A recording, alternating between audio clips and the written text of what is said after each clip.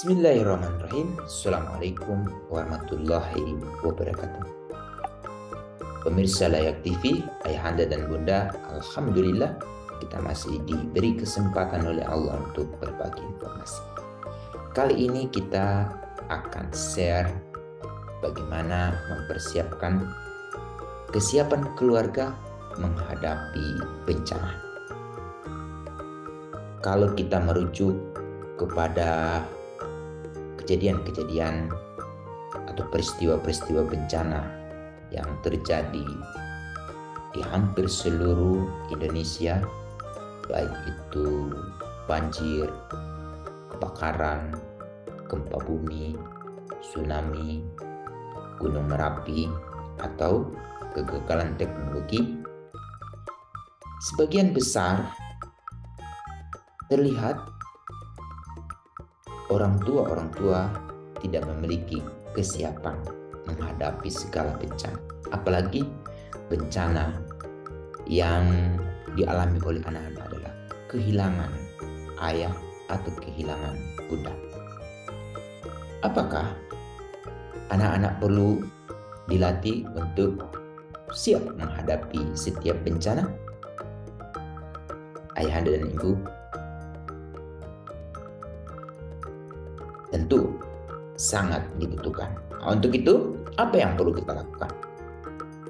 Pertama, ayah dan bunda cari waktu yang memungkinkan setiap anggota keluarga itu hadir untuk mendiskusikan bagaimana kalau terjadi bencana.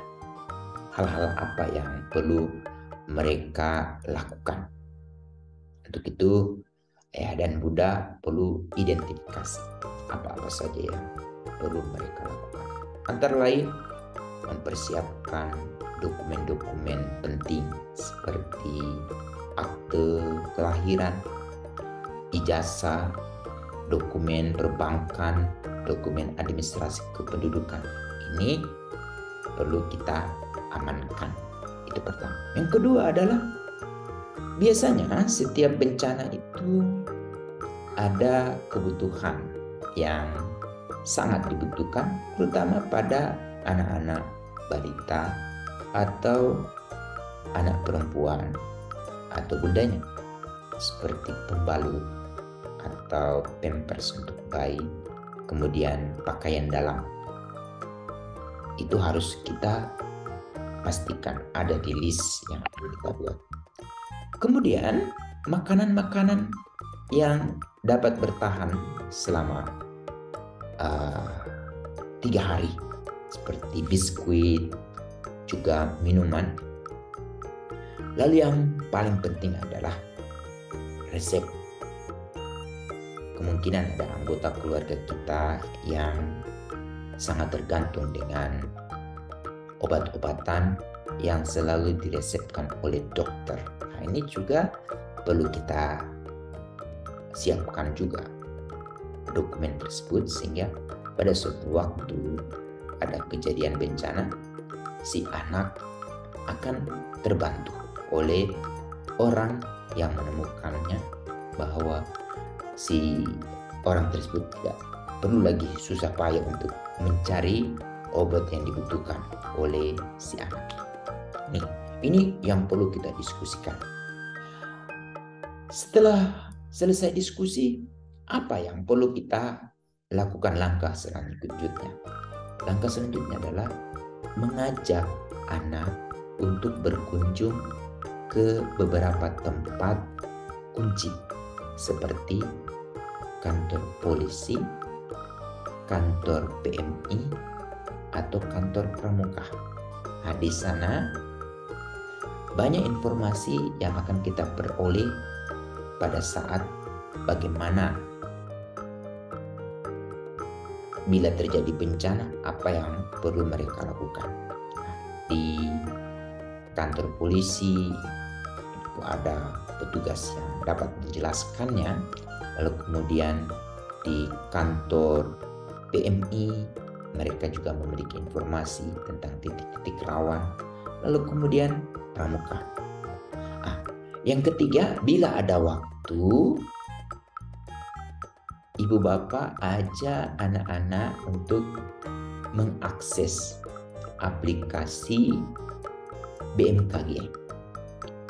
Di aplikasi BMKG banyak sekali informasi terkait dengan cuaca,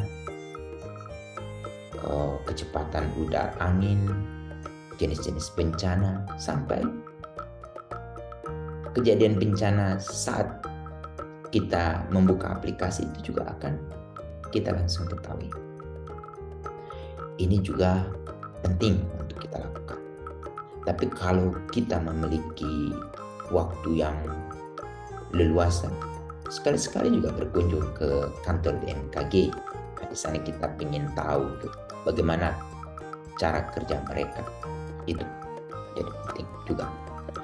Selanjutnya, apa yang harus kita lakukan adalah yang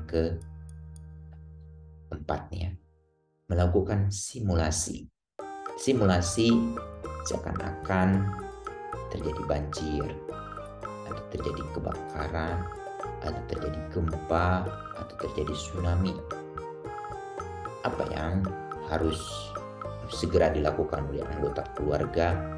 Si ayah harus berbuat apa, si ibu harus berbuat apa, si anak yang tertua harus seperti apa, anak yang terakhir seperti apa. Pembagian tugas ini juga menjadi penting. Dengan begitu kita akan terbiasa. Idealnya setahun 2 kali untuk melakukan simulasi. Nih, kita juga harus pandai membaca lokasi-lokasi rumah kita ya. Di simulasi juga kita perlu mengetahui jalur-jalur evakuasi.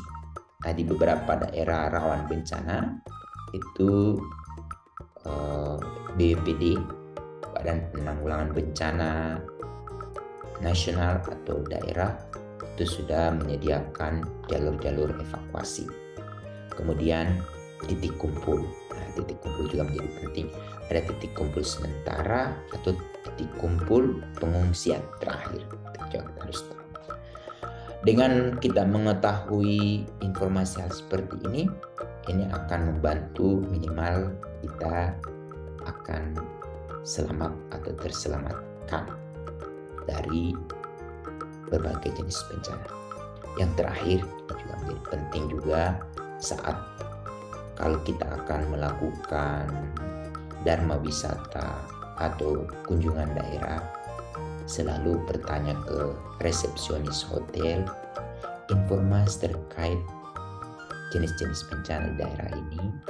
Lalu kemudian kalau belum puas terkait dengan informasi tersebut, kita koneksikan dengan BMKG atau kita boleh telepon ke Badan Penanggulangan Bencana supaya kita lebih siap bila terjadi sesuatu harus berbuat apa.